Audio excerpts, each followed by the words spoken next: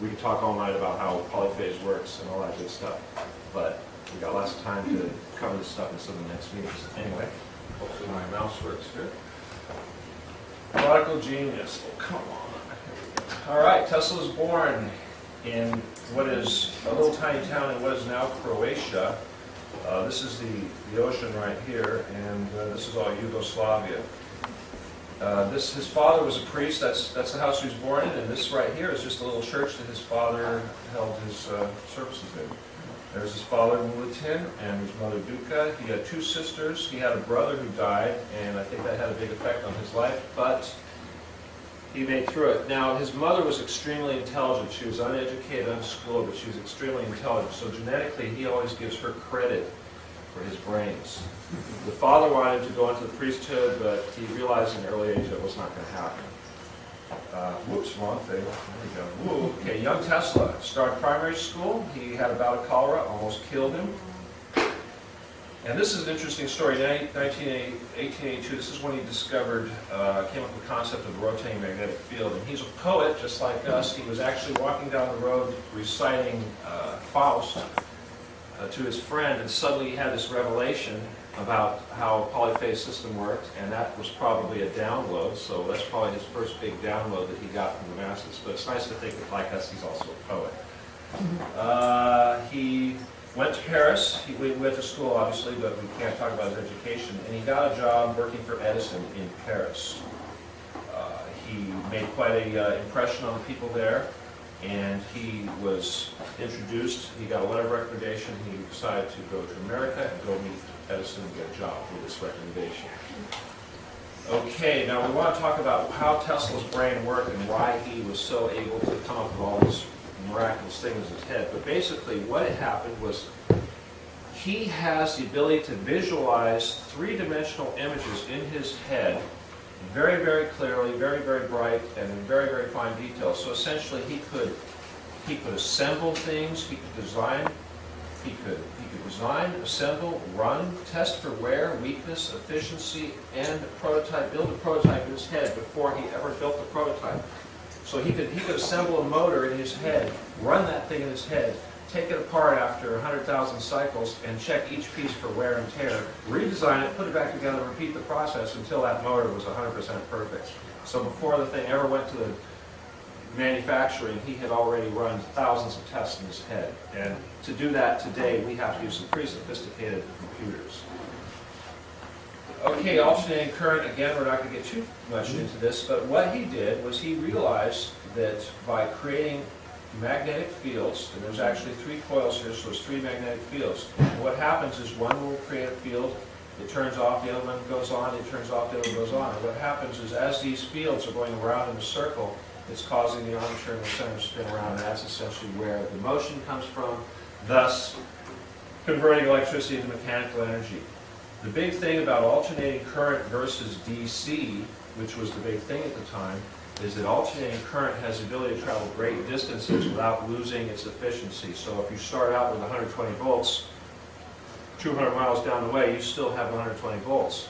With a DC system, you'd have 120 volts, and about 20 miles away from the power plant, it would be down to 50 volts or something like that. So it was according, if Edison had his way, we'd have big, ugly power plants every 20 miles, and cities would not have gotten very big, and we wouldn't have anything close to what we have today. Not to mention the efficiency of the AC motor.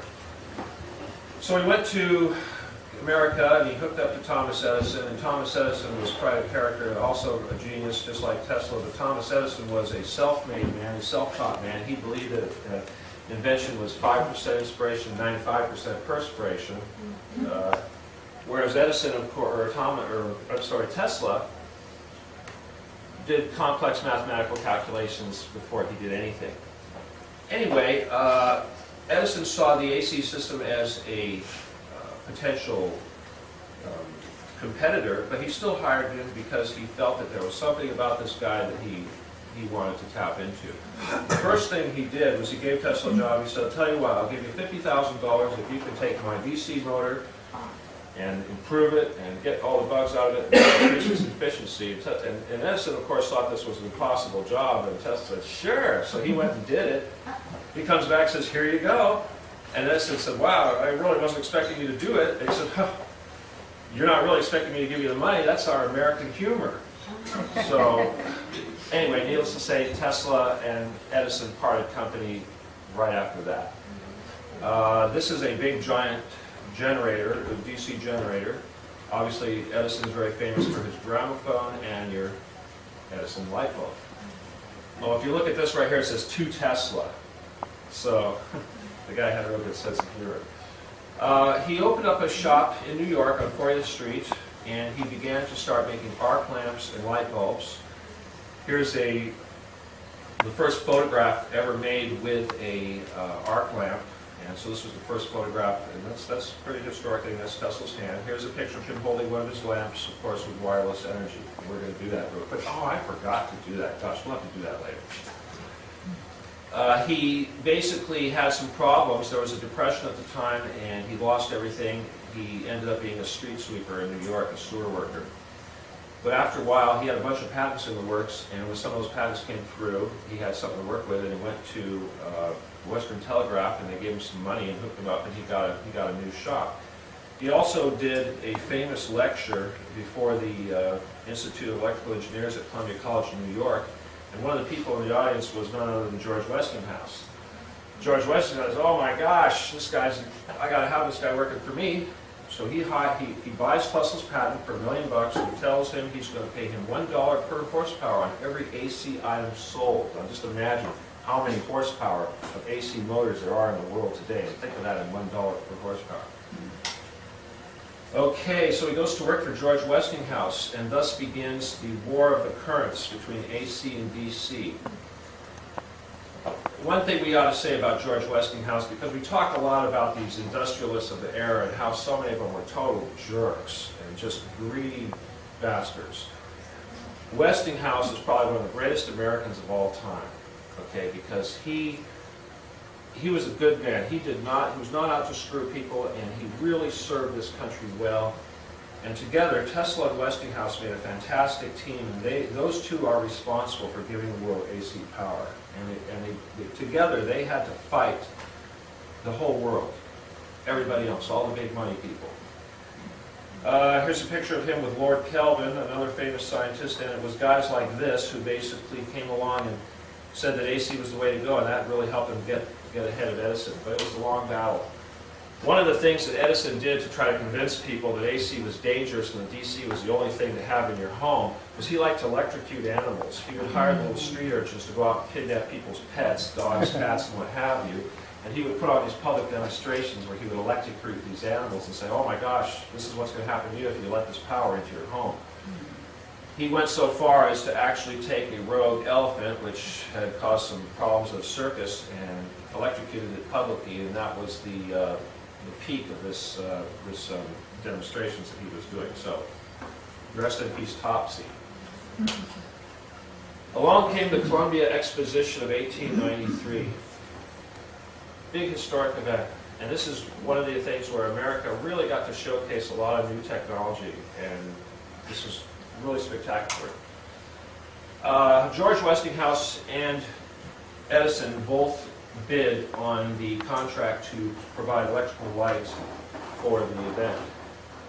Edison bid $1 million and Westinghouse bid $250,000. So, Edison didn't have a chance. Neon lighting that was on display. You can imagine 18 whatever, and here we have neon lighting. That's amazing. This is part of the exhibit. These are big giant monsters, 500 horsepower motors, and he also had big monsters generators on display, and they actually produced the power for the entire show. So you saw all those light bulbs. People who were coming to that show had never seen anything like this before. Thousands and thousands of light bulbs. There's nothing like that before. So that was a big deal. It made a big impact on the whole world, and it really helped push AC power in front. Some of Tesla's famous friends. Okay, by this time, Tesla's getting pretty well known and pretty popular. He was a big man about town. He used to hang out at the Waldorf Astoria, and he cut quite a picture. James Dewar, famous scientist. Here we have a picture of Einstein and Steinmetz. Steinmetz is a very famous, I guess he was a scientist from Europe, Germany, and he eventually went on to become the chief scientist at General Electric Edison. But you'll notice here in this photo, there's Tesla, and where's Tesla here? So suddenly Tesla was not popular, and somebody decided he needed to be removed from history, and that's just one example of that. One of his best friends was Mark Twain. Mark Twain used to love to hang out. Tesla had a lot of writers that hung out with him, and that's why he got a lot of PR. And mainly that was because of this man here, Robert Underwood Johnson, who was the head of New Century magazine, and that was a literary trade magazine. So basically he brought all kinds of writers into the picture, including a famous female writer named Marguerite Merriweather, who some say was Tesla's one of the only girlfriends he may have ever had in his life. Which brings up a good point. Tesla was celibate his entire life, and the reason was, he says, because he felt that if he was devoting his attention and devotion to a woman, he would be taking away from his ability to design and do what he wanted to do. So it's a very controversial thing, and I know a lot of ladies think, my God, this guy's got to be weird. But maybe in that incarnation he didn't need it. He probably came back and had his fill some other time. Perhaps. Harnessing Niagara Falls. Look at this cool picture. Look at these rocks out here. See this thing? Look at these people actually standing on the rocks here. Could you imagine what you do that today? My God. Tesla's dream comes true. Basically, these are the big money makers. Morgan, let's see, Astor, Rothschild, and who do we have here? Vanderbilt. It's big names in the era. These are just some of the big money guys in the era, but they're the ones that put up the money to do this. There's those little rocks I was telling you about. Where's the walkway? There's one of those people who are standing right there. Crazy. Okay. Before we get into that, he had a lot of money because he got that contract, and he opened up a new lab. He did quite a lot of things in there, and one of them was he invented X-rays. People think Roentgen invented X-rays, but this picture right here is an X-ray that Tesla accidentally took of his foot that was actually done prior to Roentgen's experiments. Okay, so no big deal. But if you can see here, he sends a picture to Roentgen, and Roentgen goes, "Wow, these are very interesting. Maybe you could tell me how you got it." Oh, and shortly after these pictures were taken, Tesla's lab burned down. No. One of many times that his lab would burn down. Okay, Niagara goes online.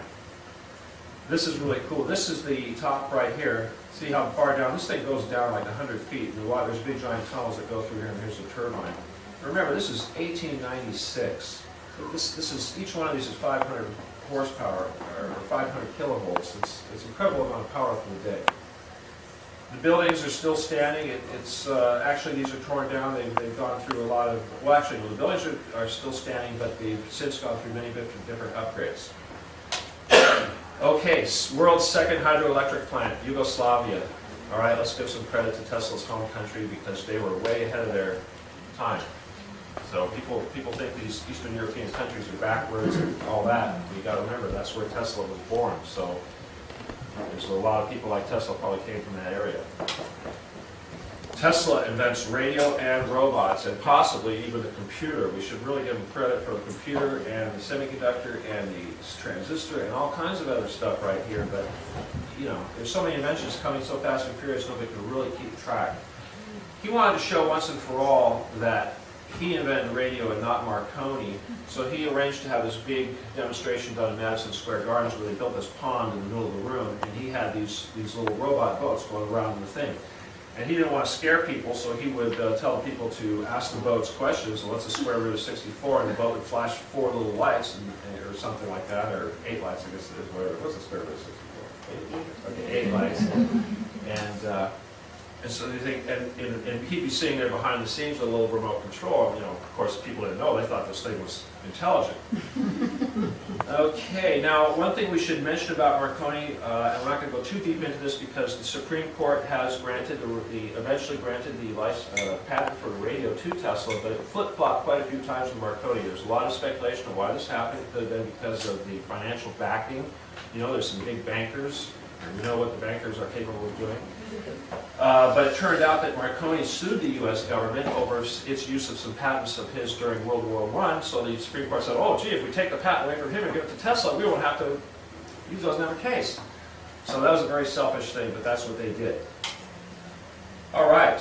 Now, the current war had gotten pretty bad, and needless to say, poor Mr. Westinghouse had borne the brunt of this, and he had to spend incredible amounts of money just to compete with the onslaught of negative PR coming from the likes of General Electric and all the people that were being affected by the AC Electric. So what happened was Westinghouse was on the verge of bankruptcy, and he basically called Tesla to his office and said, look, you know, we've got to do something because the bankers are demanding that the only way they're going to let me stay solvent is if I can get out of my royalty agreement to pay you all this money. And Tesla said, well, you know, George, you've always been there for me. You're a great man. I'm going to tear up my contract right now. So just imagine what $12 million 100 years ago would have bought you. Just incredible amounts of money. And that's to say that this would have gone on and on and on and on too. So he gave up. He would have made Bill Gates look like a pauper, clearly. Well, at this time, remember, his lab had just burned down. He just gave up his patent, and it's time now to move west. Oh, I should have mentioned that was the two bad guys there, Rockefeller and Morgan. Anyway, Tesla goes out to Colorado Springs. A friend of his, a lawyer, hooks him up with some property out in Colorado Springs and makes a deal with the, the power company, El Paso Power Company, to provide him power and hook him up. And in exchange, Tesla would basically service their generators and make sure that their system was top-notch and ready. One of the big reasons why he had to do this was because this part of the world is known for all sorts of interesting electromagnetic activity, lightning, and also ball lightning, and all sorts of things that he wanted to explore. Also, it was out in the middle of nowhere, and he didn't have to worry about people sneaking out there and burning down his laboratory. He had a little bit better security, and also he's going to be making massive amounts of lightning, and anybody getting near the place is going to get scared, you know, to death. So he needed a nice, secure place out in nowhere to do some really crazy stuff. You'll notice the roof on here is actually rolls back. It actually goes back like this, and that's because there's just so much less electricity and sparks going through, and you had to do that so it wouldn't catch on fire. This is a really cool picture. You see, there's actually horizontal lightning coming out of this thing. That's a daytime photograph of horizontal lightning. Amazing. This was done back in 18 whatever. Inside the lab. You know, if I had brought my speakers, we'd have this really cool sound effect. Go bang, you know, like, I forgot. Gee, tomorrow. Anyway, as you can see, the interior of the lab was pretty rustic. This is some pretty rustic. Look at that. That's a space heater. That was the only heater in the whole building. You can imagine how cold it must have got. But these guys have done some incredible, fantastic scientific research out in this Wild West atmosphere. It's amazing. Now, this is an interesting picture, and Tesla used to like to do this a lot. This is actually a multiple exposure photograph. He wasn't sitting in the room and this stuff was going around. He liked, hey, look, he thought that was real cool to take these pictures with him sitting there like, oh yeah, I'm just reading, you know, nothing going on. One of his workers, big monsters, banks and oscillators and what have you. All right. Oh, one of the things that's really important here that we want to mention, and the engineers, I want you to keep up with this or follow this, but in this time he also discovered that the frequency of the surface between the Earth and the ionosphere, that space was in 8 hertz. So this is where he learned that was the frequency that worked well when you're dealing with the Earth. And this is really important now because this is going to come up with scalar waves and all this stuff, and human body and mind control, all that good stuff, because we also vibrate at 8 hertz. Okay, this is real important stuff. Real important stuff. Inside the lab, look at this picture right here. You see these little globes? Don't those look like orbs?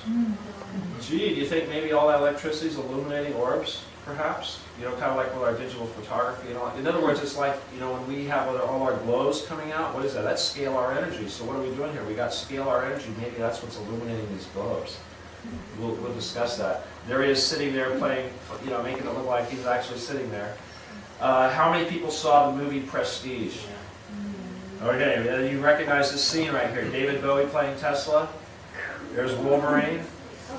Okay, remember the scene where they had the light bulbs all light up in the middle of nowhere with no electricity? Really happened. There's a photograph right there of the test. There's a light bulb lit up in the middle of nowhere. They lit these things up 20 miles away from the facility. This was wireless transmission power. We're going to talk about that because there's actually 2 kinds of wireless transmission of power. Somebody has a question? No, it might be a good time to do your experiment. Oh, you want to have a good experiment? Okay, all right. I'll tell you what. If you would be so kind as to unplug the transformer for this guy right here. Yeah, okay, now plug in the other cord that's gonna go to that guy right there. Is there anybody here with a pacemaker? No pacemakers? Cool. Yeah, there is something. Anything really? Is it, okay. Anybody seen this happen in school? Nobody's seen this? Oh, yeah. Now, if I move this over, I think we'll get a little more light. There we go. Okay, why is this, what's going on? You know what's going on. What's happening? Why is it doing that? Why is it doing Yeah, what's making it light up? There certainly must be some sort of wireless energy coming out of there and stimulating the flow of photons and gas. Pumping up the gas. All right, Derek, your turn.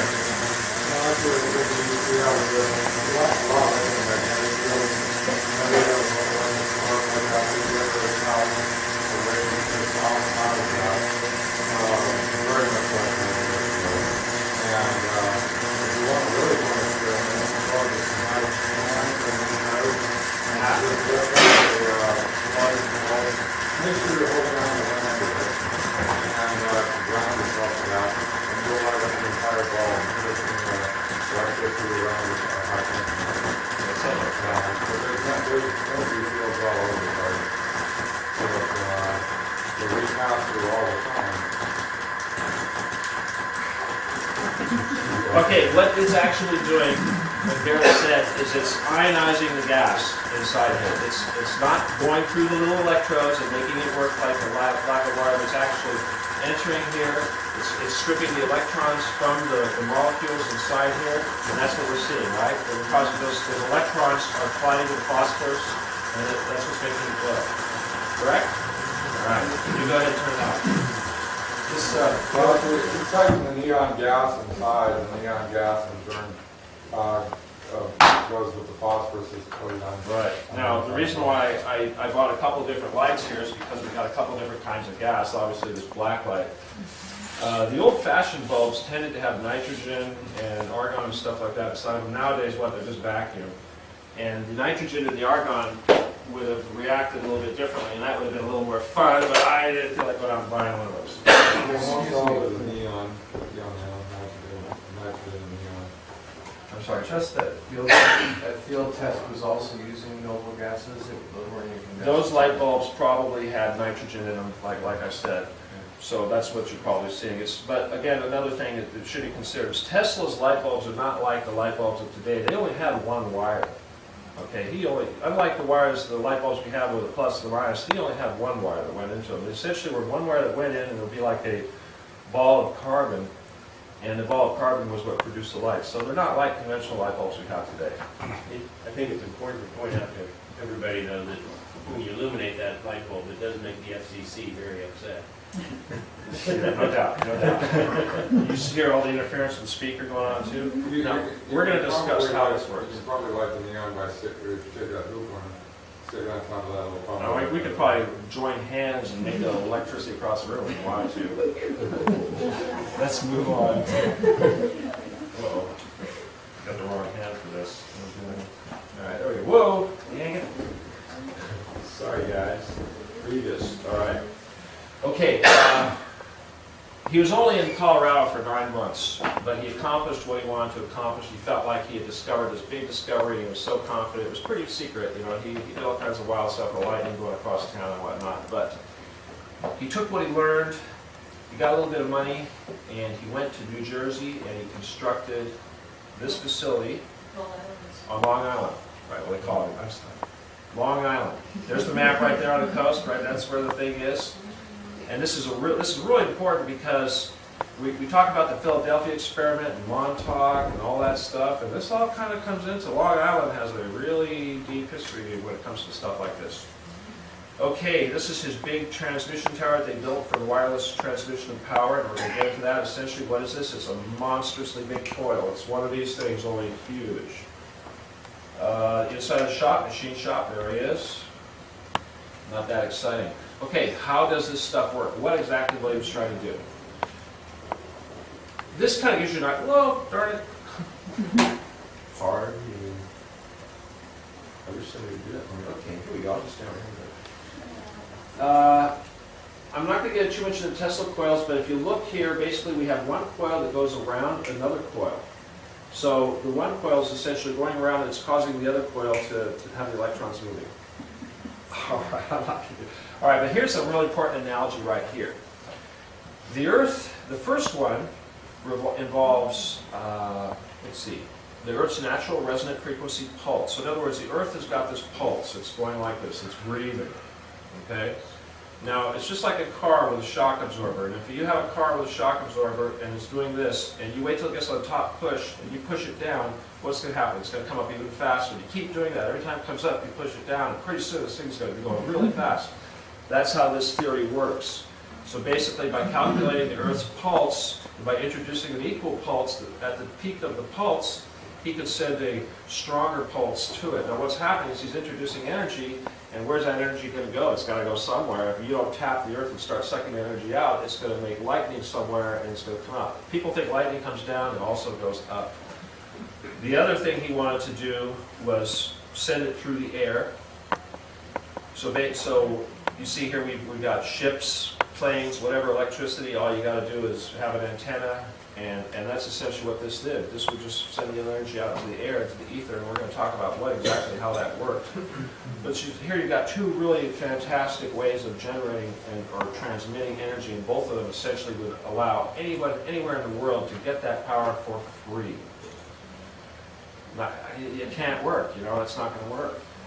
On this one here, you essentially stick a thing in the ground, you're getting power from the ground. On this one here, you put an antenna up, you're getting power from the air. One of the things that Tesla talked about, and it really got people excited, was based on this theory. He realized that if you went and, say, like had a nuclear bomb or something, and you used this concept of the pulse, and you detonated that nuclear bomb at an upward pulse, and you did that a couple of times, that resonant frequency would build up to the point where you could actually split the Earth in two. And that scared a lot of people. Okay, what he envisioned, of course, was that he would have these things all over the place. Everything would be running on robots. Warfare would be obsolete because you'd have robot warfare. Another thing he thought was he'd have balloons floating up, and these things would be beaming down power. And personally, I kind of like the idea of the balloons. I think that'd be a hell of a lot prettier than these wires we have going all over the place right now. So when you go home tonight, you guys drive around, you see all these stupid wires and transformers and light poles. Remember, that stuff should have been gone 100 years ago. We're stuck with it. It's really infuriating. All right. As soon as his investor, J.P. Morgan, found out that he really wanted to give power to the world for free, he said, oh my God, and he immediately pulled all his money out of it. He had 51% stake. He insisted on having a 51% stake. So remember, if you're going to get into bed with somebody, an investor, don't let them have 51%. Very important. They tore this down. The site is still there today. There's a Tesla Society that's trying to have it put back together. They were trying to build a new Tesla museum on the site in the United States, but it's probably never going to happen because the CIA is not going to let that happen. We will discuss why. Whoops, wrong button. Okay, Tesla discovers scalar waves. Scalar waves. What the heck are scalar waves? This is the coolest thing of the entire thing, because it turns out that this energy that he discovered is the same thing that we emit from our bodies. Our cells, when they resonate, are producing this energy, and it's the same thing as the energy is produced by the resonation of the Earth, the resonation of the stars, the sun, and everything else. So this is really incredible, and we're going to talk about Maxwell here briefly, and he was the one that came up with a lot of the principles involving wavelengths of light, and it will make a little bit more sense. But essentially, we live in a three-dimensional world which the physics call three-space, but there's also space-time, or fourth dimension. Essentially what this means is that in the fourth dimension, we know that all energy, or all matter, can be converted into energy, and all energy can be converted into matter. We split the atom, we discovered this. But it also turns out that time itself is actually compressed energy, and it is energy which is compressed by exactly the same factor by which is considered compressed energy, the speed of light squared. So there's your unified field theory. It's not that difficult. So he got a patent in 1901 for this, but of course, obviously, patents come much later than the actual inventions. But it's important that this, when it happened, because a lot of really strange things in the world started happening shortly after he discovered scalar waves. When Tesla was a little boy, one of the first inventions he made was a wheel, a turbine wheel. All it was a wooden disc that he stuck in the river. Unlike a paddle wheel, it was just a disc, and he found that this is a very efficient design, it worked really well. And so he was a very prolific designer even when he was a young boy. This is one of his later inventions, but it's interesting to note because even though he invented this thing way, way back when, it's considered today one of the most efficient advanced turbine designs still to date. So his basic design has yet to really be improved on. And you'll notice this looks like a stack of hard drives. And there's a reason for that too, because this is a very efficient. The thing is that the RPMs that you can achieve with this kind of design are incredible. And with the alloys and the metal that we have today, they can make these things go at incredible speeds. Nikola Tesla invented the electric. No, he didn't invent the electric car, but there was never a car like this. 1931, Westinghouse, Pierce Arrow got together and they got Tesla to come down. They provided him a car, and what they did was they stuck a Westinghouse motor in there, an 80 horsepower, 1800 RPM electric motor, hooked it up to the clutch. They called Tesla on the day of this big thing. He came down and he went to the local electronics shop and picked up some wires and some tubes and a couple little gizmos, and he went back and he threw together this little box and stuck it in the glove box, hooked the motor up to it, fired the thing up. There was no battery, nothing. There's two little wires coming out of the box, and you thought, "Whoa, gee, where's the electricity coming from?" Well, needless to say, Tesla had secretly set up one of these wireless transmission towers somewhere nearby, and so this car was sucking the energy right out of the air. No gas, no batteries, nothing. Now, can you imagine? This is the car that he was talking about. You'd never buy gas. Why do we have pollution? Why are we using gas? You know, people think, oh, we got fuel cells and all this stuff. This zero pollution, zero byproduct. My God, I mean, in 1931. Now, of course, Morgan, Rockefeller, Henry Ford, either one had major amounts of money just to lose if this happened. So I think, well, what happened? Why didn't we get it? Well, it's 1931. It's Tesla's getting kind of old.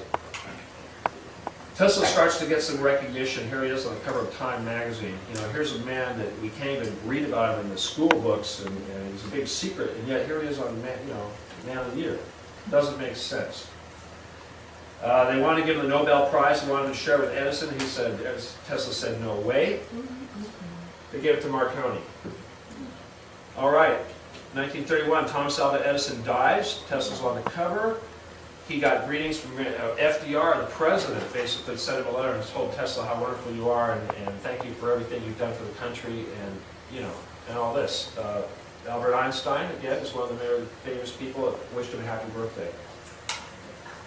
Tesla's starting to get old. Things are starting to get kind of wild. He liked to be in the front of the media quite a bit. He was still getting media recognition every time. He'd always be saying, oh, I got this new invention, let's do this or let's do that. Nobody really paid attention to him.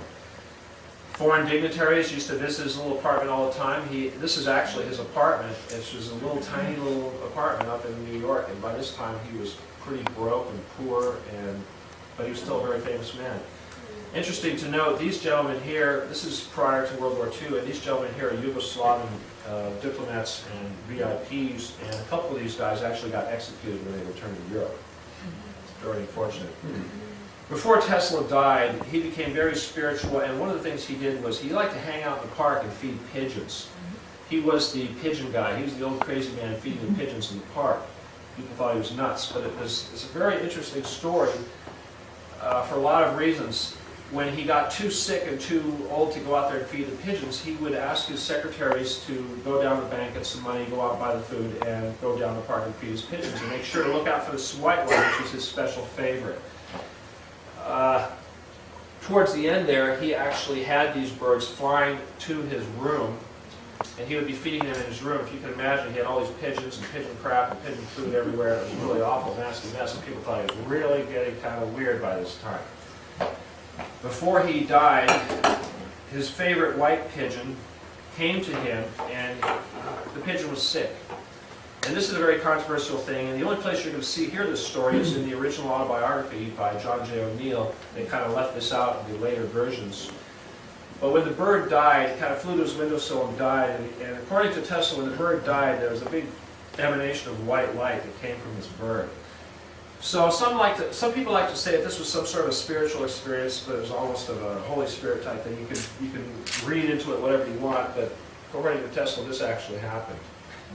Whoops, wrong button again. Where did the money go? This guy should have been a multi-billionaire, but when he died, he had nothing.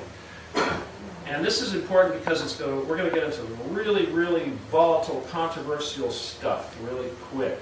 And this is one of the clues about this stuff. It is alleged that his bookkeeper was none other than a guy named George H. Scherf Sr., who was an alleged Nazi.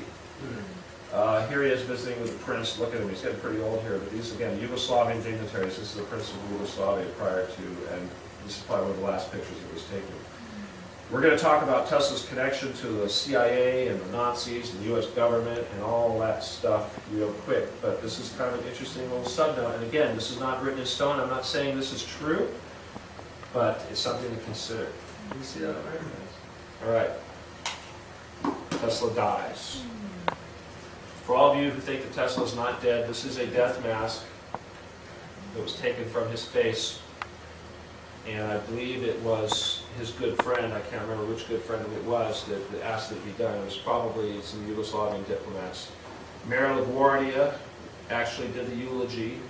So, you know, New York really celebrated him. He was a favorite son of New York, and he was still considered extremely important. Coffin draped with the American flag and the flag of Yugoslavia. Tesla's ashes, he was cremated, his ashes are inside of this urn, and this is in the Tesla library, or the Tesla Museum in Belgrade. We're going to talk about that real quick. Tesla's possessions were confiscated by the FBI. Some people say it was the FBI, but it turns out that it was actually the Department of the Navy, and that is probably because that was who he was mainly working with during the Philadelphia experiment and all that.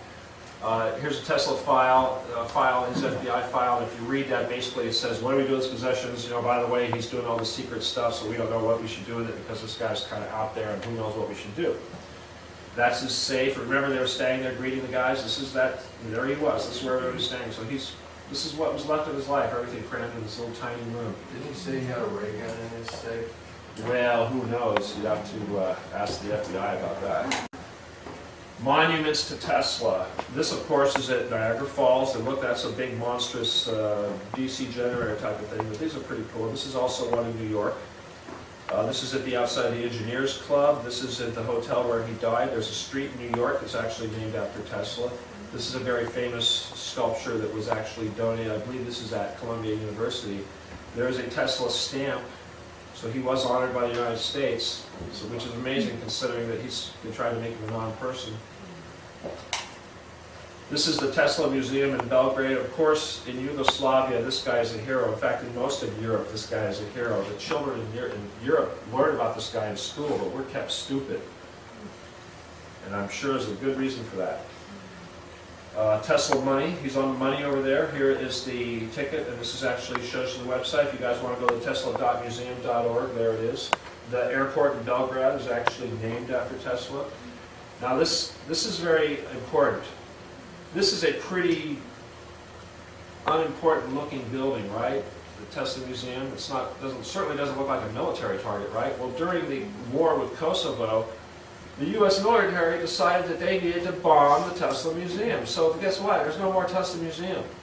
Well, why the hell did we need to bomb the Tesla Museum? Who ordered that? God, they probably had a pretty good reason. You think maybe they're trying to hide something?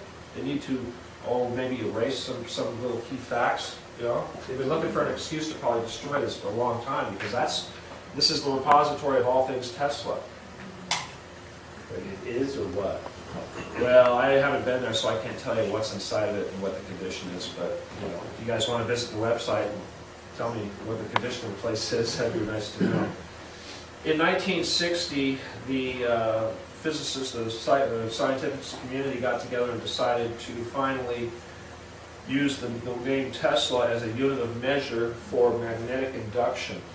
This is kind of cool, magnetic induction, because the human brain produces 100 T of magnetic induction. Okay, so this is that energy that we're putting out. This is a representation of that energy. So what is this? Our aura is essentially lines of magnetic induction, kind of like what's going on here. So remember these waves that we emanate are sometimes particles and sometimes waves. Sometimes they're rays. The Earth produces 1 trillion times more magnetic energy than the human. But I kind of like to think if 3 billion humans got together and decided to focus all their magnetic energy on one thing, we could probably do whatever we want. That's a lot of magnetic induction. I mean, 3 billion times 0, what is that? Okay, so magnetic induction is defined as the number of magnetic field lines per surface unit. It is manifested in the form of radiation surrounding our body. This is our aura. The greatest magnetic induction produced on Earth was made with a nuclear explosion by the Russians, and they produced 2,800 T. So 2,800 T. What does that mean? That means 280 humans can duplicate that much energy. Think about what could 300 humans make more energy than that bomb right there? Think about it. That's how powerful we are. Yeah, this is very powerful stuff. We're getting down to the end. Oh my gosh, how much time we got? How are you doing? Maybe I watch. 8:20. This is great. Part 2. Okay, we're going to get into the juicy stuff. Cut? All right. Pause. I just want to ask you a question. Go ahead. Back in Colorado Springs, I attended the convention there on the Tesla event a number of years ago, but they talked about during the time that he was there, that 9-month period or whatever, he threw some tower out there on the prairie. He set off this pulse, which was the largest pulse ever generated by humankind. Right. He It actually was sent, one pulse that lit up light bulbs for miles. right. He went felt in New York, actually. He went as far as New York. Okay, but it was recorded back on Earth 200 as a kilowatt distortion that it maybe bounced off something in space and came back to the Earth. It was picked up again. Well, that's exactly right, because it bounced off the ionosphere. Okay. Okay, and that's how it traveled around the Earth, was by bouncing off the ionosphere. Okay, but it should also be mentioned is that historically people thought that the generators in Colorado actually blew up during that test, and people thought it was because he was sucking too much energy. That's not true. What actually was he was putting out so much energy that you can't put energy into a generator. Generators are designed to put energy out, not in. That's what actually blew up the generators. Yeah. We're ready to continue? Quick question. In the Wardenclyffe Tower, I don't know if you researched this, but he notes on the drawing there's a power source there. Right. And is it just a diesel powered generator that's powering it? He had a monstrously huge Westinghouse generator in the facility, and I really wanted to have a photo of that on there. There's only so much I could do. It's in there. I just didn't. I mean, I had to stop. Okay, here we go. Extremely controversial, so I'm going to use the word allegedly a lot. The electromagnetic field. Oh, I don't have to. This is all fact. Okay.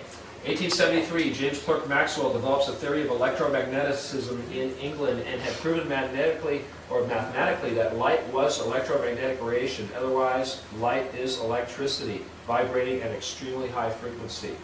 So, the electromagnetic field, according to Maxwell's equation, propagates at a rate of c infinity, which means it propagates throughout the entire universe instantaneously. Okay? Now, when we talk about particle theory and two particles being in two different places and you touch one and the same thing happens over here, this is what this is. Okay? This is what manifestation is. This is why we can do all these things. Now, if you understand the basic relationship of how this works, the energies in the fields, you can understand how anti-gravity works. I didn't really want to get into the electromagnetic field too much because it's just so huge, but here's our visible electromagnetic spectrum right here. There's my green laser right here at 533 roughly. That's where it is. Okay, now you see this is the difference. You see this is 700 nanometer. That's what that means. This is the length of the peaks, between the distance of the peaks. Okay, that's a wavelength. You see the blue, it's a shorter wavelength. They all start out at the same place, but there's a shift. And like in the Doppler thing, when the thing's going really fast, one edge looks a little red, one edge looks a little blue, that's what that is. Okay, that's a You know all about that. All right, real quick. Oh my gosh, Tesla designed flying saucers. Oh, who would have thought? Why not? Okay, well, what do we got here? Let's see. Alternating fields. What is this? This is essentially, this is, what is it? It's a spinning disc. Okay, so there's also, it's like a big centrifuge flying. I'm not going to get into, there's all sorts of different ways to make a flying saucer go, but this is, they say that this is where the Germans got their flying saucer technology. And there's a good possibility if you consider the Nazi connection, which is going to be coming back up here really quick, then yeah, it's very logical that somebody inside of Tesla's lab is feeding this stuff back to the Nazis. Oh, I don't know, could it have been his accountant, maybe? Sure, maybe. Philadelphia experiment. Oh boy, everybody heard about the Philadelphia experiment, right? Saw the movie? Come on, you're the only one? Come on, Philadelphia experiment? Come on, everybody, Roger? All right, right on. What are they trying to do? They were trying to make a ship invisible. Franklin Roosevelt was a good friend of Tesla's. Tesla met FDR when he was the Navy Secretary, and he was really impressed with Tesla. He asked him one of these days, try to help out and do something for the country. Tesla said, sure. He was director of the project. He was chief scientist until 1942, until he resigned. And the reasons of why he resigned are pretty controversial, but mostly it was because of issues involving people on the boat during the test. What did they do? What did they do to the boat? What they did was they set up 3 counterflux north poles around the boat. 3 Tesla coils.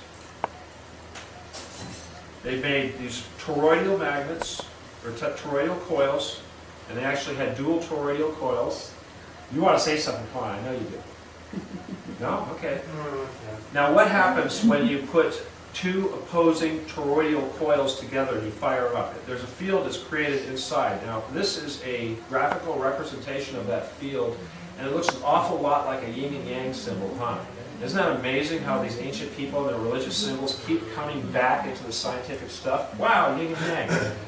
What does this actually represent? This is a 3-dimensional picture of a yin and yang. What is that? Okay, the tennis balls and baseballs, the stitching, that is a 3-dimensional toroidal field. Okay, that stitching on a baseball. So that is the shape of the field that was happening inside. They had one here, and one here. They put the boat in the middle of this. This is an Aztec thing, and this is kind of interesting because it's very similar to this, which is also a representation of this toroidal field. Maybe they're trying to tell us something. Kind of like the yin and yang was trying to tell us something. Anyway, they built this thing around the boat.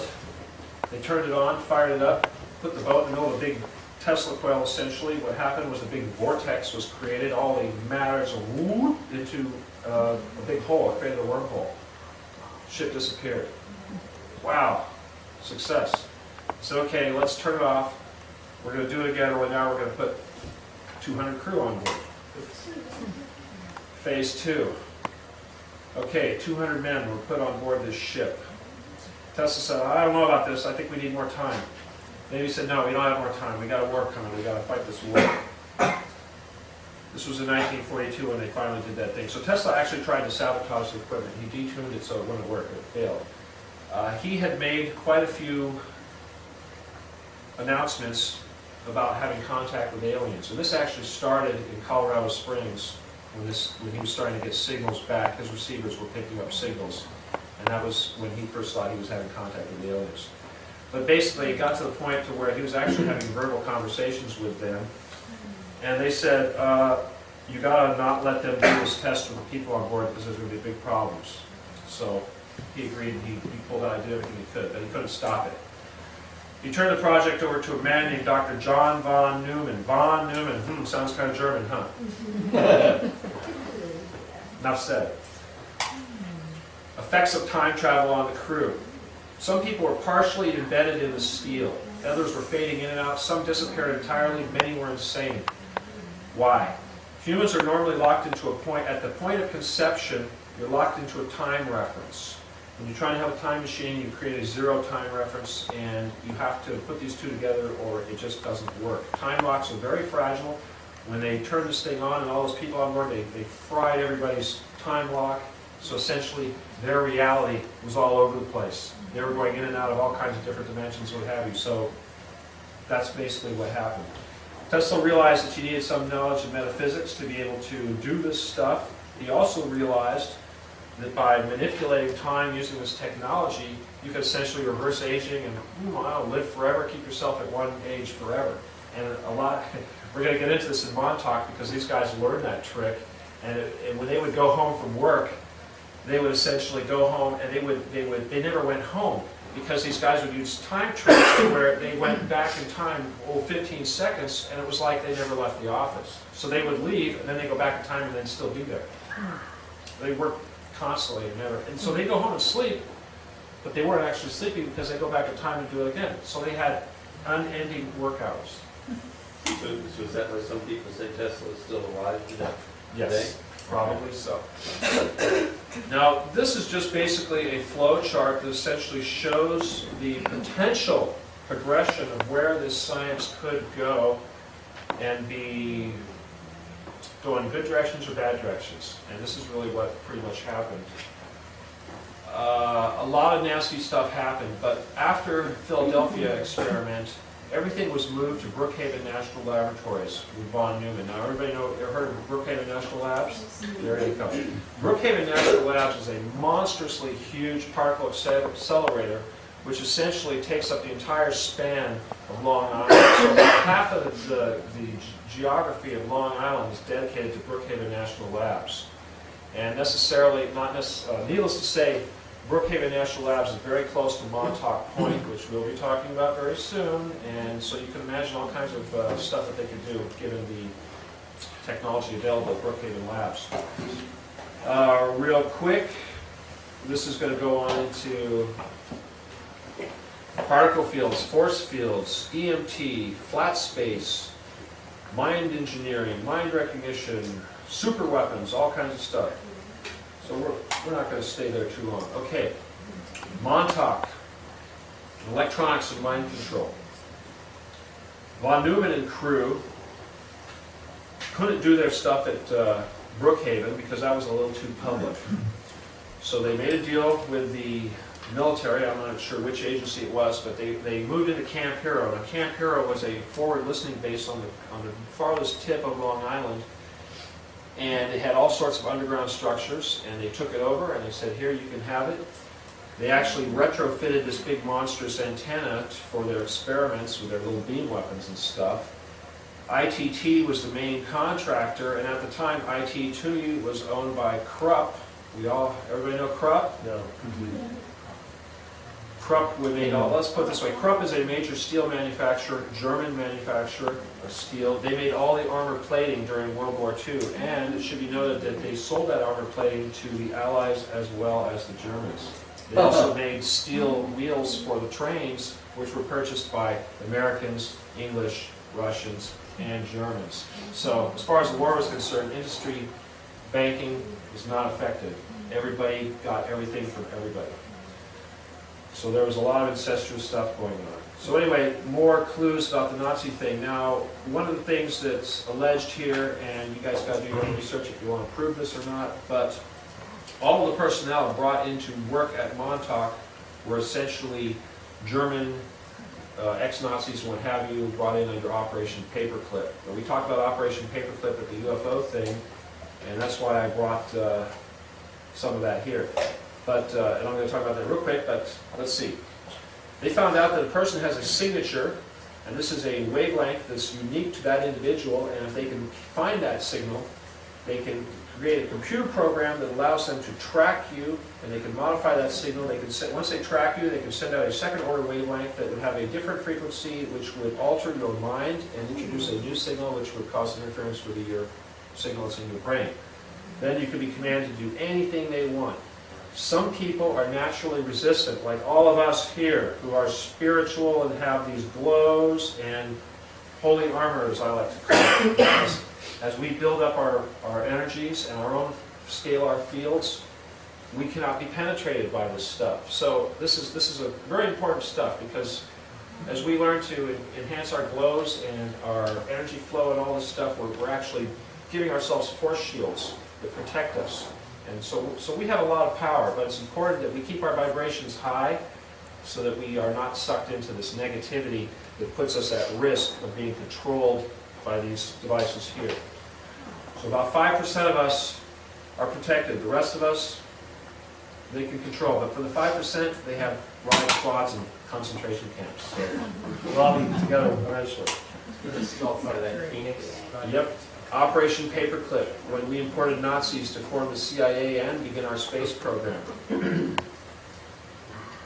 Without Bush, there would never have been a Hitler, Pope John Paul. Oh, what a quote. The first? The first? I don't know, you're going to have to do your research and look. Because he was killed. He was killed. Oh, okay, well, gee, you think maybe there's a reason for that? Maybe. We all know this guy, Werner von Braun. Oh, hey, look at him. Who's this guy? You know him? George Bush's dad? Prescott Bush. He got busted for helping the Nazis in Union Bank. That's what they're talking about. If it wasn't for Union Bank financing the Nazis, there wouldn't have been Nazis. Okay, so after the war, he got stripped and busted and humiliated.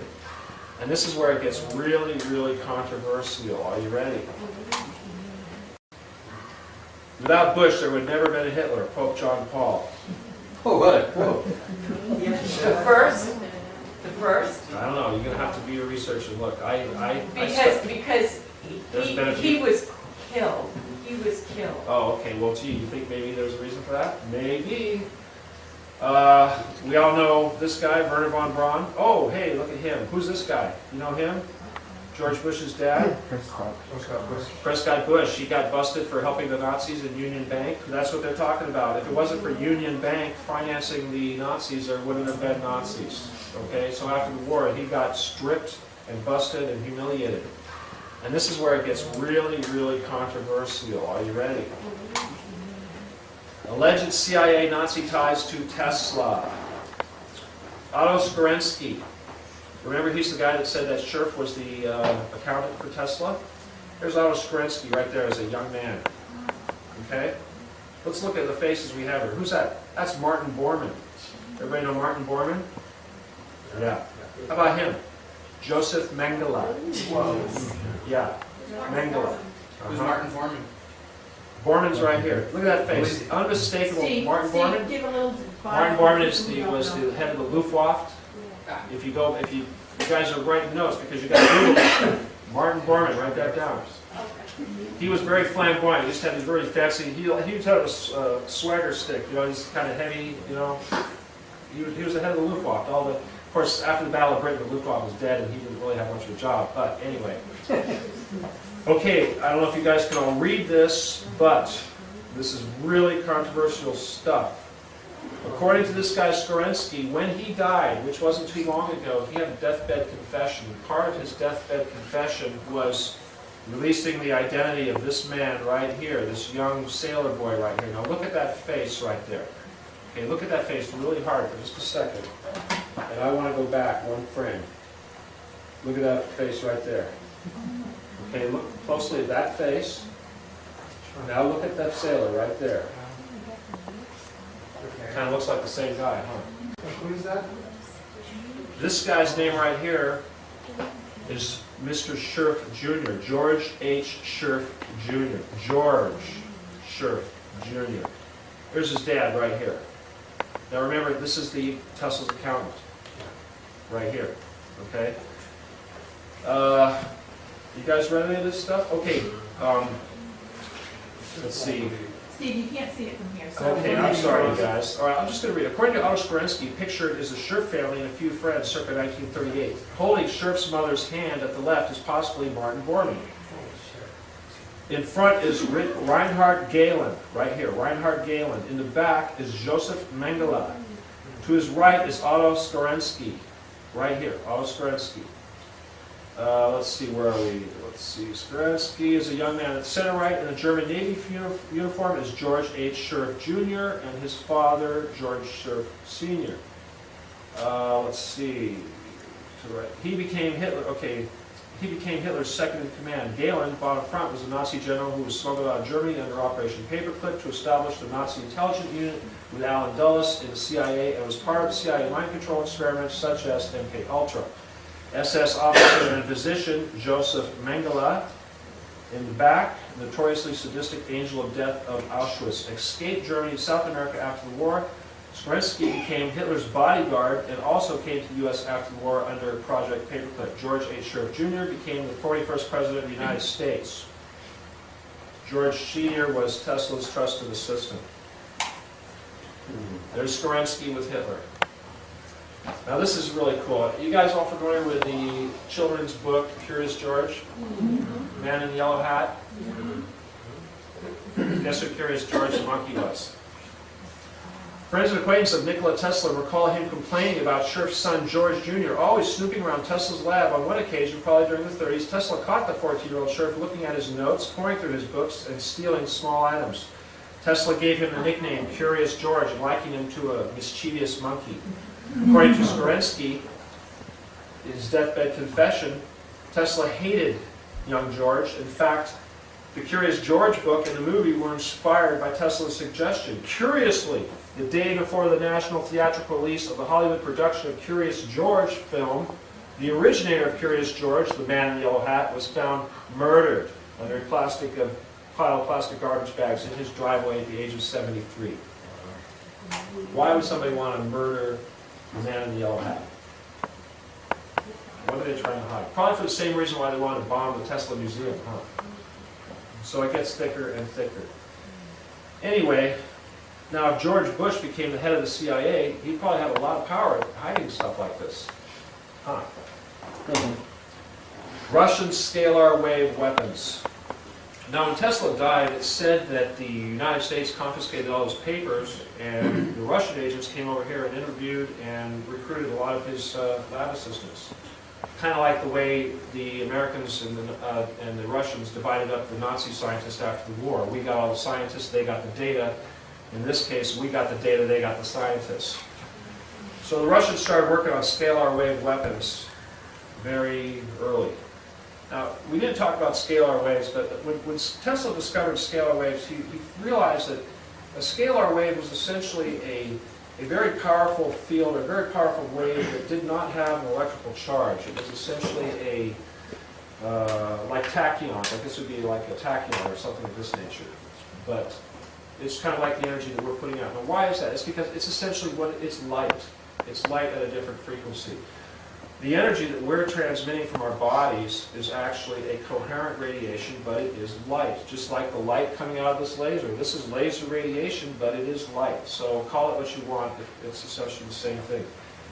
This picture here came out of Aviation News and Space Weekly magazine, which is a prestigious Air Force technology magazine. So we've been aware of this stuff for a long time, that they've been doing this. This essentially is what you could call Russian Star Wars. Now, the thing about scalar waves is what they do, there has to be two sources of these things. And when you point one beam at a target and you have another source pointing at the same target, the real activity is when these beams interconnect, and they produce an interference pattern. And it's in that signal, or that interference pattern, decides what it is going to do. So in other words, this energy, this is the stuff of creation. This energy can be used to, when Tesla came up with this stuff, he told people that he could essentially shoot a beam into space and cause that energy to make a planet form out of nothing, out of the ether, out of the cosmos. And that's what we do when we manifest, right? When we manifest, we put our thoughts out there, our scalar waves. We tell the universe to give us a new Mercedes, and it materializes, or whatever, however that works. But that's the same thing. And this is acts of creation. So this is scientifically how that is working. We're going to get into that a little bit more, but you can see how we got the interference pattern. And for you physicists and scientists out here, you can tell me what that means. Michael, you know what that means? Just multi. Oh, sorry. Delta L cubed over C equals delta T cubed, otherwise E equals MC squared. Russian-Soviet scalar weapon use. In Afghanistan, they supposedly used it. Curiously enough, when the bodies of the victims did not decay for 30 days or longer, people thought something was really strange going on. This is kind of like when they irradiate meat and they make them, yeah, same thing, huh? Oh. Using radiation to make the meat stay, preserve meat. Well, they preserve those soldiers. Smaller versions, you know, they have things they call them Tesla howitzers. When they talk about Tesla howitzers, they sort of like bazookas that send out these scalar waves.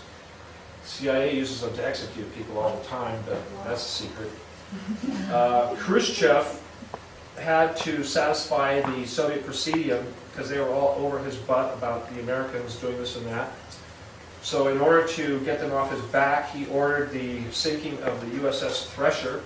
He basically pointed a scalar wave weapon at it. All the electrical systems on board fried, and it sunk and imploded. Now, this is an interesting pattern. We're going to talk about this, but this has to do with using it as a weapon.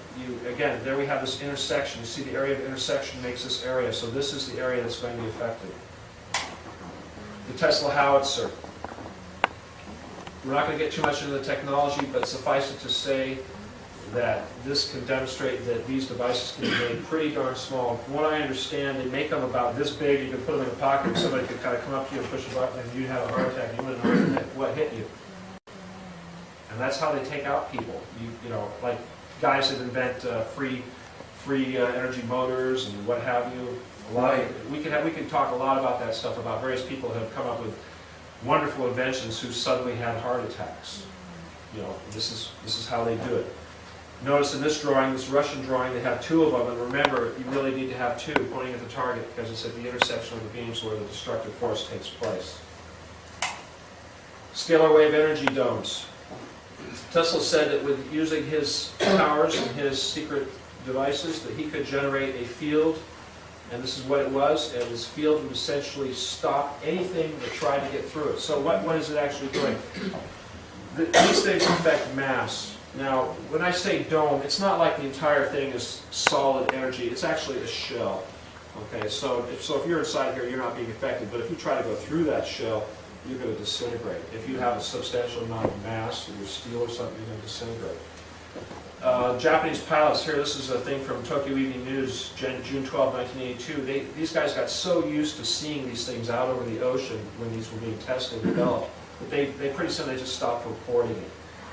Here's somebody who was talking about they witnessed a test over Atlanta where they built the thing. As you can see, the clouds are essentially pushed away. So it creates like a pressure, and the clouds actually, you can see it by the clouds on the exterior surface. And all sorts of weird cloud formation is taking place, and that's what makes it visible. And this is important to note because we're going to be talking about clouds here really soon. Did scalar weapons cause the Siberian mystery explosion in Tunguska? Everybody heard about that? Yes. Okay. What was it? June 30th, 1908. Monstrous explosion. You probably heard it for 1,000 miles away. This was way before atomic bombs. This was out in the middle of Siberia. There wasn't anybody around. They sure heard it. They sent this guy out here. This is a stamp from Russia, and this commemorates the expedition where he went out there and investigated the phenomenon. When he came back, he said that he suspected that it was actually a meteorite that struck the area, but there was never any traces or fragments of meteorite found. You notice that these trees are just pushed over, and this is one of the... We also think it might have been Oh, what now? antimatter. And, well, that's what it is, though. You see, this is what that is. And we're going to talk about how scalar weapons actually cause explosions, because it is an interaction with antimatter. Actually, it was my ship that exploded. I was the captain of the ship in my previous life. You did it? No, I was the captain of the ship. That's how I died. That's how my previous life before this one ended. Well, there was no traces found, so you must have disintegrated. Yeah. No doubt. I'm sure if they dig down, they might still find you. There was, however, as far as alpha and particles that are found at meteorite landings, there was that read there that you only get from a meteorite explosion. Right, but that's true. But it's also possible that what was going on here, duplicated those very same phenomena. And one thing that should be also interesting is noted. If you do a search on Tunguska, and that is spelled Tunguska, Tunguska. If anybody wants to look that up. They sell a liquid vitamin product that is made from the herbs that are growing, because they say that the crater, the vegetation that's now growing in that crater just has all these incredible properties, these healing properties. And so that's kind of bizarre. So out of this destruction came all this some really weird stuff. I'd heard that they thought it was a comet coming in at such a low angle that it spread and exploded with Well, all they sorts of they've been speculating quite a long time. But if you look at this map here, here's Tesla's facility in Long Island. Here's a direct line over there. Okay, so Tesla had to find a good place to test his weapon. Well, how about the middle of Siberia where there's nobody around for hundreds and hundreds of miles? He's not going to hurt anybody.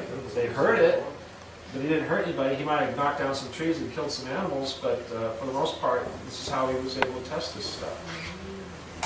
That was 1909. Okay, chemtrails and scalar waves. Oh, yes. Oh, lots of chemtrails nowadays, huh? Have you noticed that? Isn't that kind of weird, all the chemtrails? Kind of strange, huh?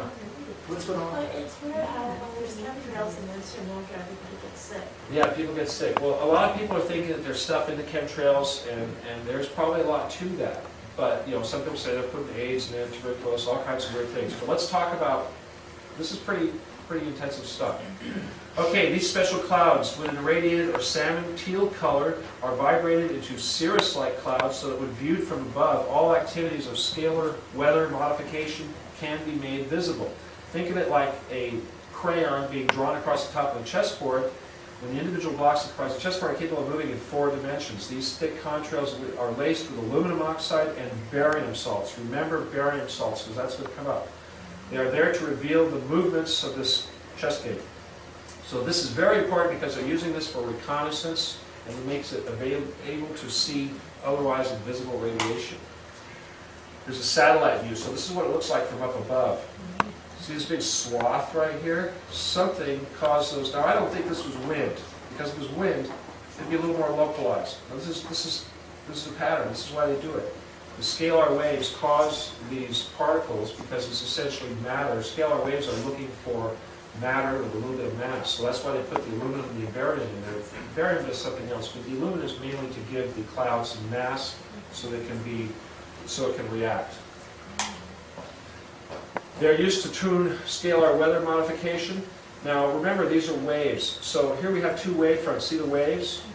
So this is an interaction between 2 wavefronts. A lot of times they like to have these things go through here because they can show an interruption is very illustrative. Okay, they find the intersection of these moving things. This is how they tune it, because you're trying to, okay, where are we? You know, you can't, it's like using infrared lasers, and people ask me, okay, how do we aim our infrared laser? Well, you got to have night vision. Well, what if you don't have scalar wave vision? They haven't come up with that yet, so we use chemtrails. All right, aluminum, oh, interferometers. We could talk about interferometers. Anybody here know what an interferometer is? Just one? Come on, you know what an interferometer is, right? Sorry. Laser interferometry. Has anybody heard about this? It's been a long time. Gareth, come on, you guys. Jeez. Okay. Katrina. Just one? Come on, you know what an interferometer is, right? Sorry. Laser interferometry. Has anybody heard about this? It's been a long time. Gareth, come on, you guys. Jeez. Okay. Katrina. Wait a minute, are you going to put that out there? Not Okay, say what it never mind. All right. Laser interferometers.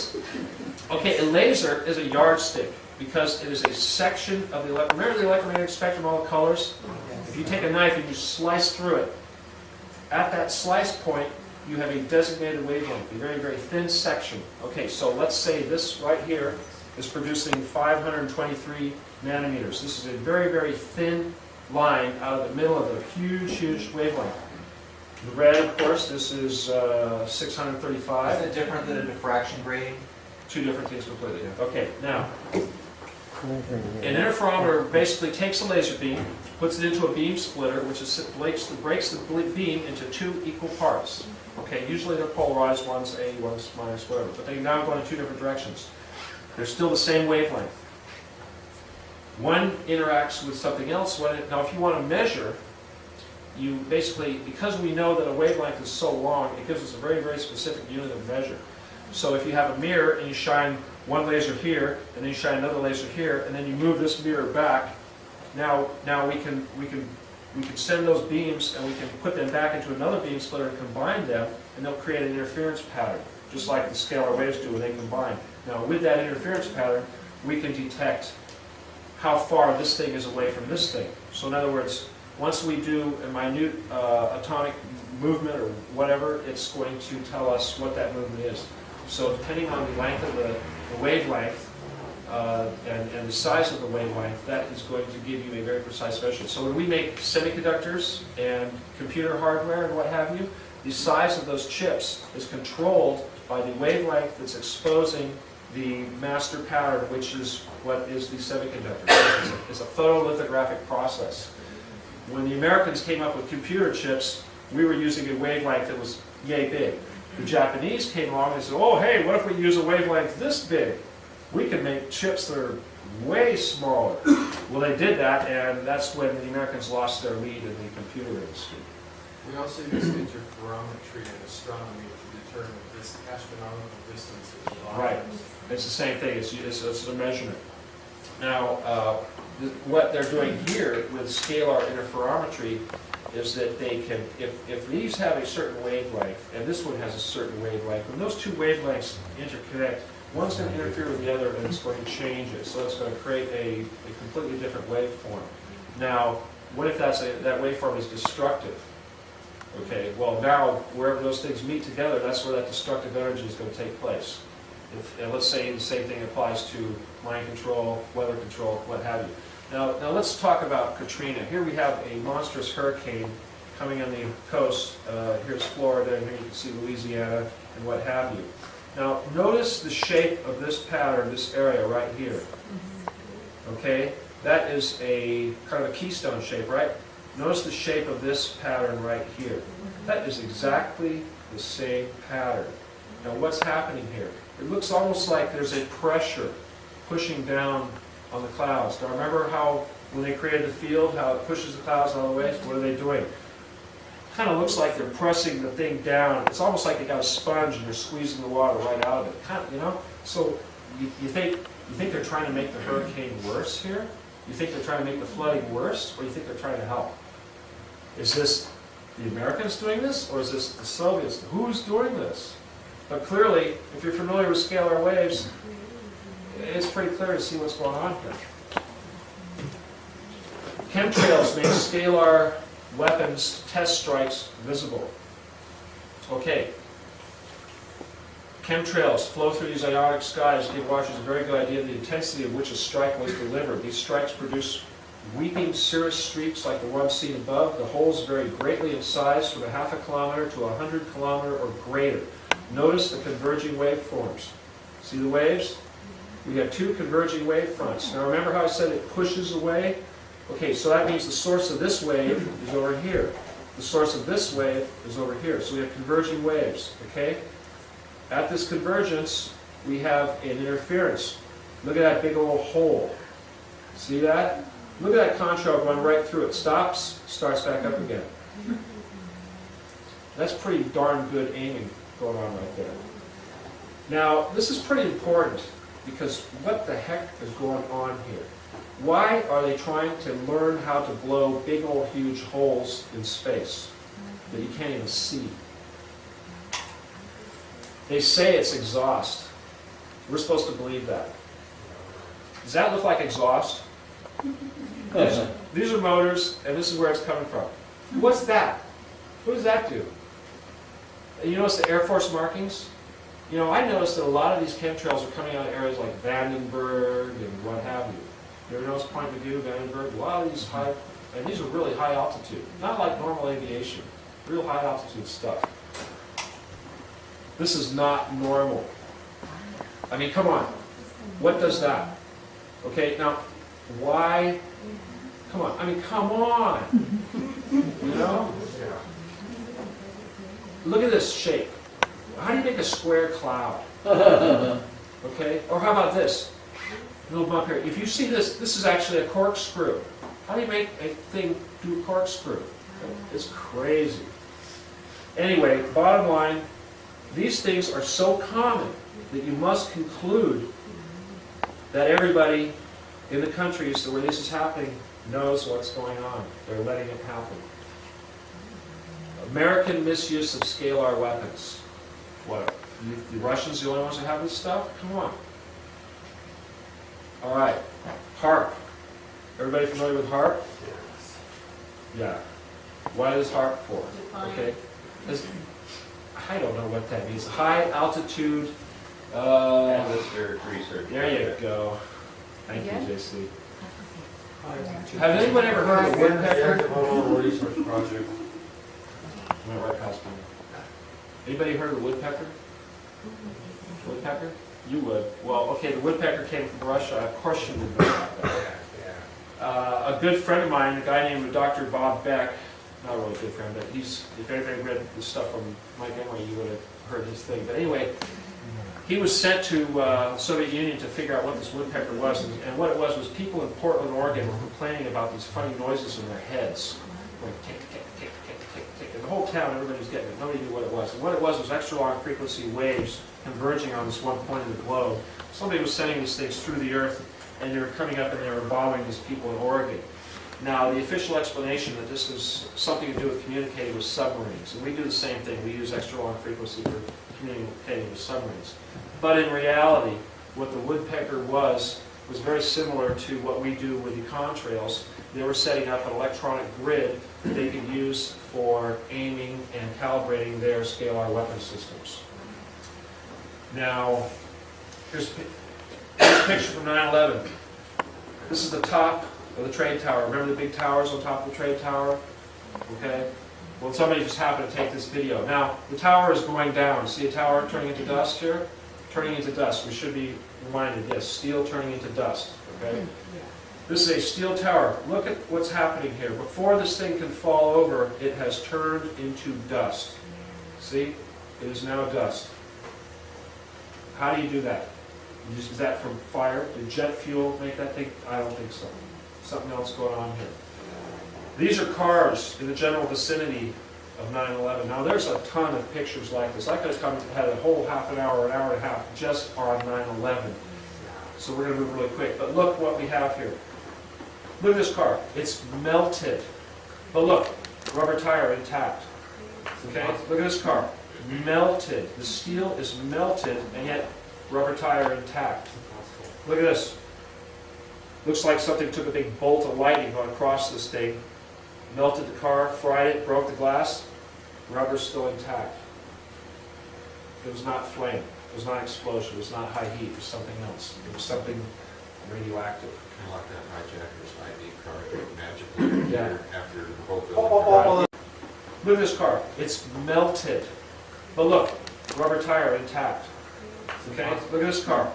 Melted. The steel is melted, and yet rubber tire intact. Look at this. Looks like something took a big bolt of lightning going across this thing, melted the car, fried it, broke the glass. Rubber's still intact.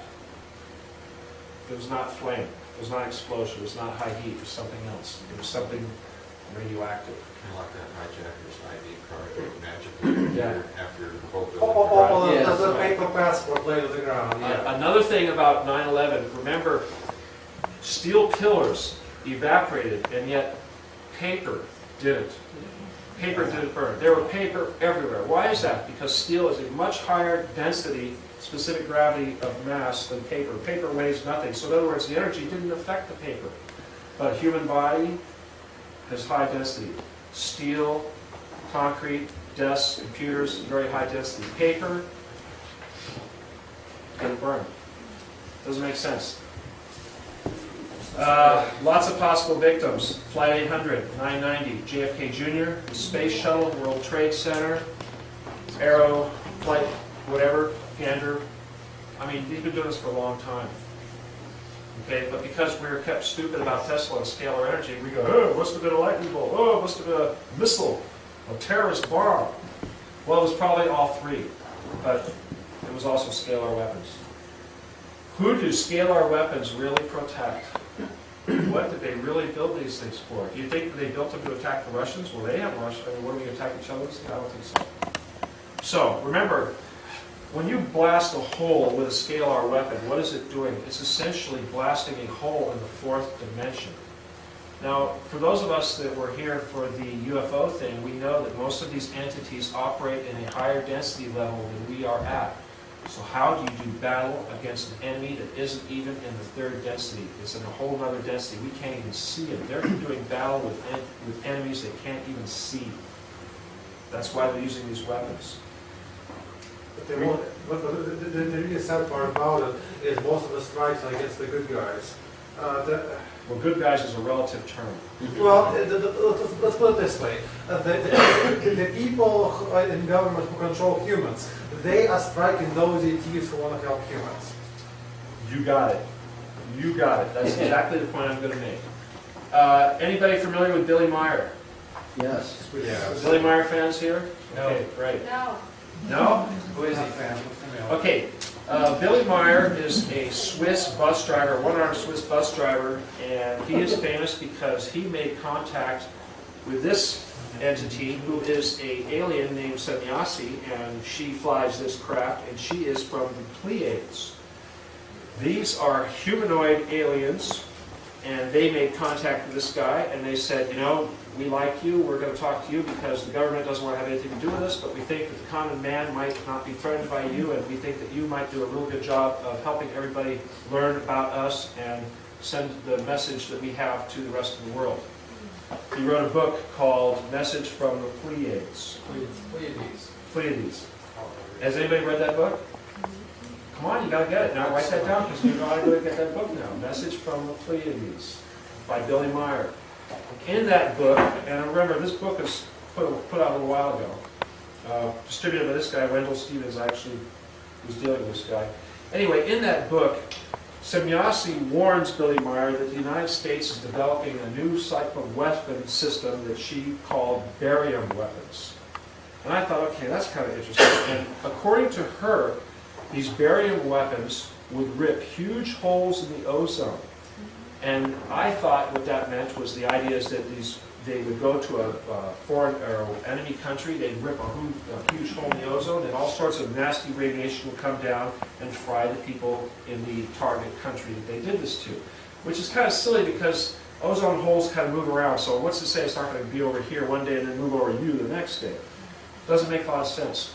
Now, you remember those holes that we saw in the, what do you think? You think maybe they're blasting big holes in the ozone when they do those scalar weapon tests? So that's probably what she was talking about.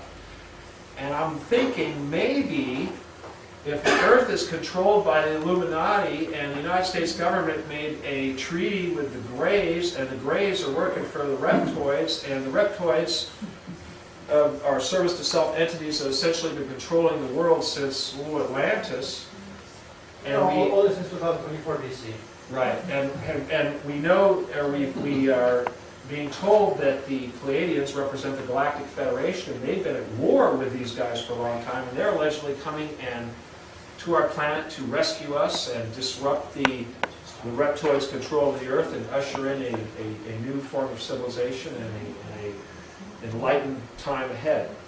So it makes sense that the powers that be in the world would harness this technology and would do everything they can to try to do battle with these guys.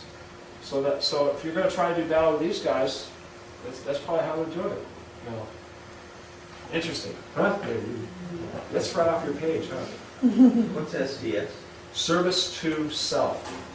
If you go back when we did the thing on the UFOs, one of the biggest issues, or one of the biggest important ideas to come out of that was that the universe can be divided into two groups: the service to self and the service to others. Here on this level of our existence on Earth, we coincide with service to self and service to others. We're all a little bit of both, you know, and you need to have both because you can't serve others without having somebody to be served. So, but as I like to tell people, though, if we could just try to be 51% service to others and 49% service to self, that's all we really got to do, and that gives us a ticket out of here. And when these guys come to rescue us, these guys want us to stay in a service to self mode. They want to keep us down, and this has a lot to do with where the Earth is going in our big transition that we're getting ready to make. That's such a big critical aspect. All right, we're almost done. Directed energy weapons. They use lasers to basically guide the lightning. And we all know about Ben Franklin's experiment. Now, I used to think that this is how they shot down the planes, that they would point a particle beam or a weapon, and then they would shoot off a blast, and the lightning would take it out. So that is a basic particle beam weapon. So you can use a scalar wave weapon, or you can use a directed energy particle beam weapon. They basically do the same thing.